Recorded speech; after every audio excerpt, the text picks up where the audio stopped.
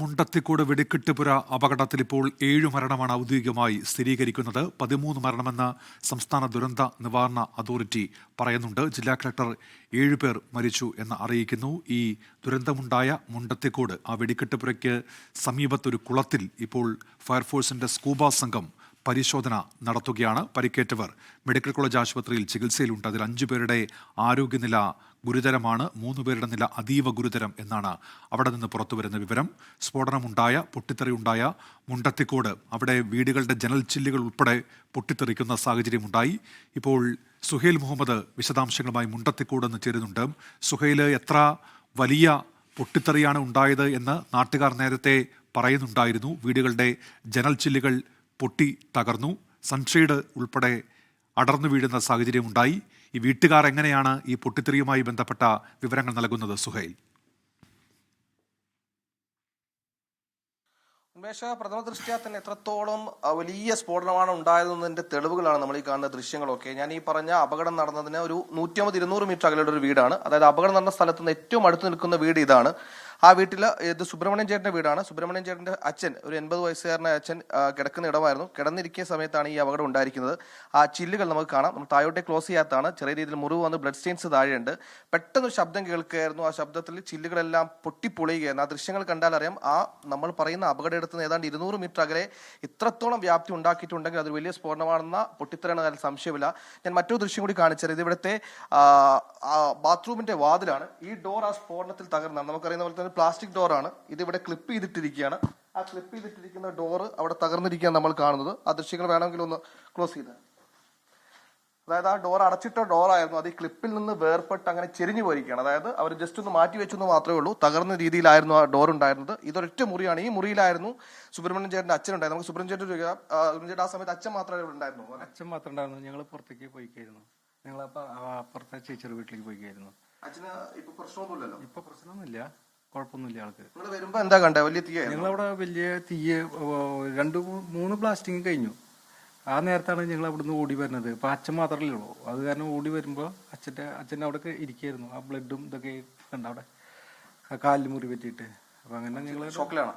അച്ഛൻ അതിനൊരു ചെറിയൊരു ബുദ്ധിമുട്ടുണ്ടായിരുന്നു അച്ഛന്.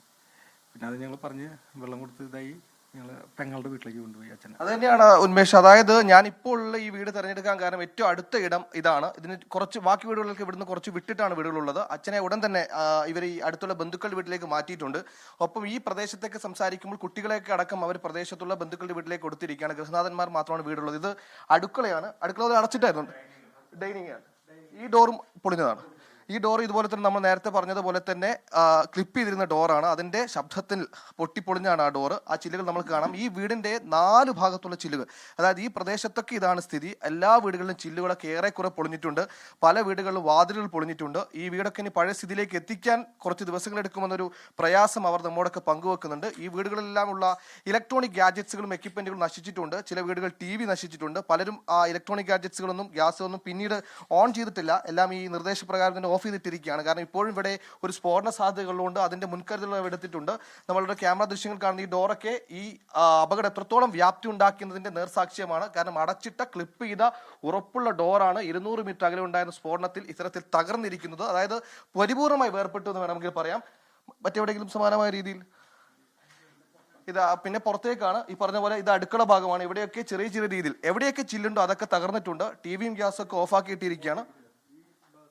അതാ ഇവിടെ ഈ സ്ഫോടനം നമുക്ക് ഇവിടെ നിന്ന് ഈ പറഞ്ഞ അപകടം നടന്ന ഇടം വളരെ വ്യക്തമായിട്ട് തന്നെ 200 മീറ്റർ അകലെയാണ്. അതിന്റെ ഏറ്റവും അടുത്ത മുറി ഇതാണ്. ഈ മുറി നമ്മൾ കാണുന്ന പോലെ തന്നെ മുഴുവനായി ആ ചില്ലുകൾ കണ്ടില്ല, ഇത് പൊളിച്ചിട്ടതല്ല, ചില്ലുകൾ മുഴുവനായി തകർന്നിരിക്കുകയാണ്. ആ ഫ്രെയിമിൽ ഒരൊറ്റ ചില്ലിന്റെ കഷ്ണം ബാക്കിയില്ല എന്ന് വേണം നമുക്ക് കൃത്യമായിട്ട് പറയാം. അതുപോലെ ഇതൊക്കെ നമ്മൾ ഈ കാണുന്ന ദൃശ്യങ്ങളെല്ലാം ഈ സ്ഫോടനം, ഈ പൊട്ടിത്തെറി എത്രത്തോളം വ്യാപ്തി ഉണ്ടാക്കിയെന്നത് നേർസാക്ഷ്യപ്പെടുത്തുന്ന ദൃശ്യങ്ങളാണ്. ഈ വീടിന് ചുറ്റും, അതായത് 4 ചുറ്റിലുമുള്ള എല്ലാ ജനലിലും ചില്ലുകൾ നശിച്ചിട്ടുണ്ട്. ഡോറുകളെല്ലാം പൊളിഞ്ഞിട്ടുണ്ട്.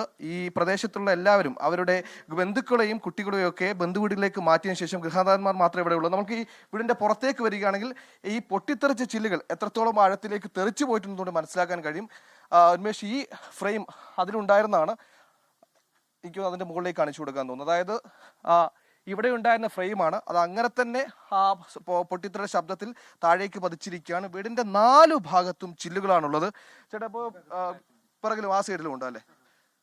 നമുക്ക് ഇതിന്റെ പിറകുവശത്തോടു കൂടി പോവാം. കാരണം ഞാൻ നേരത്തെ പറഞ്ഞതുപോലെ തന്നെ നാല് ചൂടും 4 ഭാഗത്തും എല്ലാ മുക്കിലും മൂലയിലും ഈ വീടിന് കാര്യമായി തന്നെ വലിയ രീതിയിൽ ആഘാതം ഏറ്റിട്ടുണ്ട്.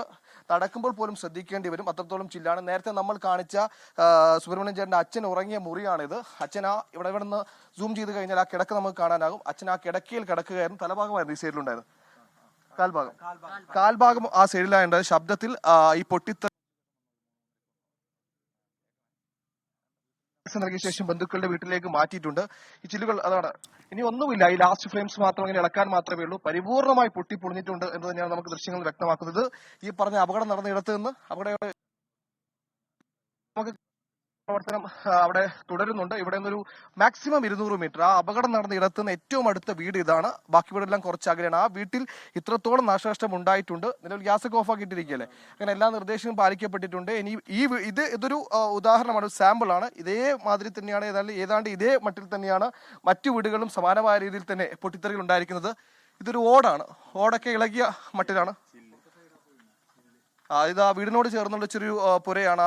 ആ പുരയുടെ മുകളിൽ ഓടിനൊക്കെ ചെറിയ കോട്ടം പറ്റിയിട്ടുണ്ട്. ആ ചില്ലുകൾ തെറിച്ച് നമുക്ക് കാണാൻ കഴിയും. അതായത് ചില്ലുകൾ താഴെ, ഈ ചില്ലിൽ നിന്ന്, ഈ ഓടിൽ നിന്ന് ചില്ല് എന്ന് പറയുന്നത് ഹൈറ്റ് വളരെ കുറഞ്ഞ വ്യത്യാസമേ ഉള്ളൂ. ഇവിടെ നിന്ന് ചില്ല് പൊട്ടി ഇങ്ങോട്ടേക്ക് തെറിക്കണമെങ്കിൽ ആ ഫോഴ്സ് എന്ന് പറയുന്ന ഓടിന്റെ മുകളിൽ നമ്മൾ നേരത്തെ കണ്ട ചില്ല്.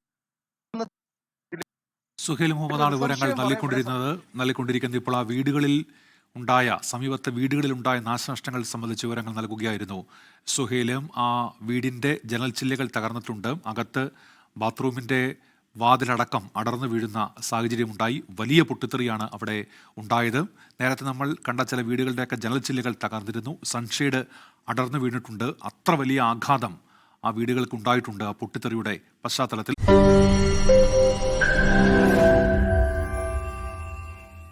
ലോകത്തെവിടെയായാലും ഏത് സമയത്തും 24 വാർത്തകളും ഓഗ്മെന്റഡ് റിയാലിറ്റി പാക്കേജുകളും എക്സ്പ്ലെയിനറുകളും വിശദമായി കാണാൻ ഞങ്ങളുടെ യൂട്യൂബ് ചാനൽ നിങ്ങൾക്ക് സബ്സ്ക്രൈബ് ചെയ്യാം.